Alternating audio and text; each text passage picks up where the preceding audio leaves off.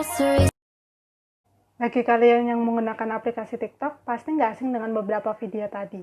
Ya, End Toxic Masculinity. Pertengahan tahun 2020, video ini trending dengan mengangkat hashtag End Toxic Masculinity.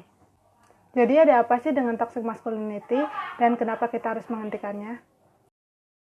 Bro, mau rokok nggak?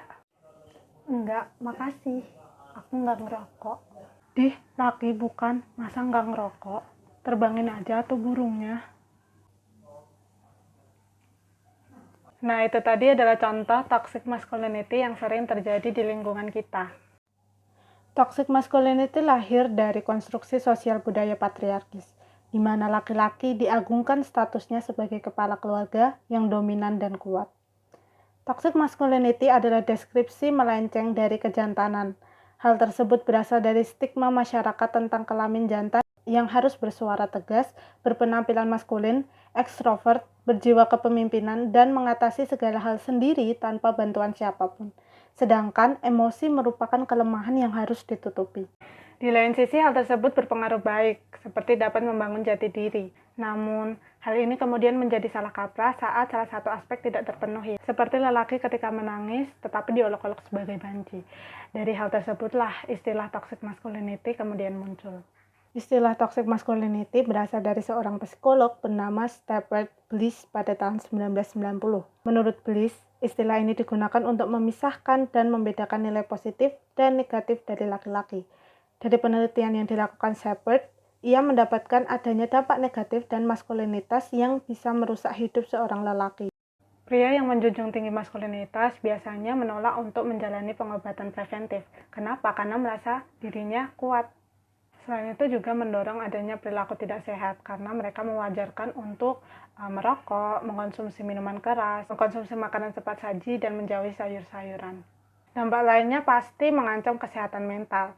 Dalam toxic masculinity sangat pantang untuk kamu memberitahu atau menceritakan masalahmu pada orang lain, terbuka hingga menangis. Tentu saja hal ini membuat korban jadi terisolasi dan kesepian, sehingga membuat korban menjadi sulit untuk bersosialisasi. Toxic masculinity seringkali disalahpahami sebagai kritik terhadap laki-laki, sehingga orang kemudian berpikir negatif tentang hal ini. Padahal untuk menjadi toxic masculinity ada 3 hal yang harus dipenuhi. Pertama, ketangguhan. Gagasan bahwa pria harus kuat secara fisik, tidak berperasaan, dan berperilaku agresif. Kedua, anti-feminitas. Menghindari segala sesuatu yang bersifat feminim seperti menangis atau mendapat bantuan orang lain. Ketiga, kekuasaan. Gagasan bahwa laki-laki harus bekerja keras untuk mendapatkan kekuasaan dan status untuk mendapat pengakuan orang lain. Jadi apa aja sih contoh toxic masculinity yang sampai sekarang masih ada di masyarakat?